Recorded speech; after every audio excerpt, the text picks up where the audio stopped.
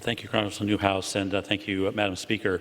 Madam Speaker, outdated and complicated permitting processes, excess paperwork, environmental impact statements, and years-long litigation processes have delayed or prevented projects all across Oregon, especially in my district, which covers more than 2/3 of the state.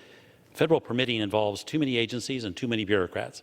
As far as federal agencies are concerned, there are no consequences for time lost or money spent.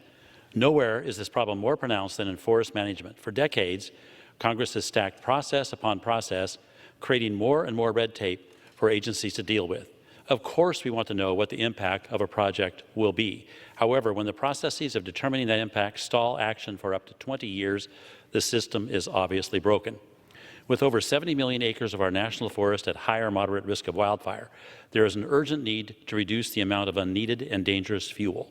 We have seen the tragic results of inaction as millions of acres of our beautiful forests burn each year, including over 10 million acres in 2020 alone and over 7 million acres in 2021. In my home state of Oregon, over 1 million acres burned last year in the Labor Day fires. Last summer, smoke from the massive Oregon bootleg fire spread across the entire United States, visibly fouling the air and poisoning people even here in Washington, D.C. The Biden administration issued a 10-year plan acknowledging the wildfire and forest health crisis and calling for treatment of an additional 20 million acres of the national forest system, a fraction of what is actually necessary.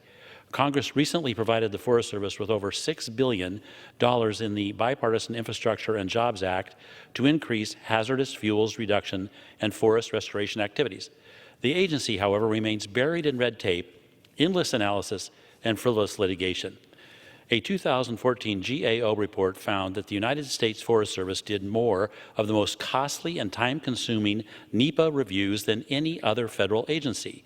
These National Environmental Policy Act reviews often require the Forest Service to spend over $1 million to complete paperwork, and then they take an average of almost 5 years to merely authorize small and inconsequential forest thinning projects intended to reduce the risk of catastrophic wildfire to our forests and communities.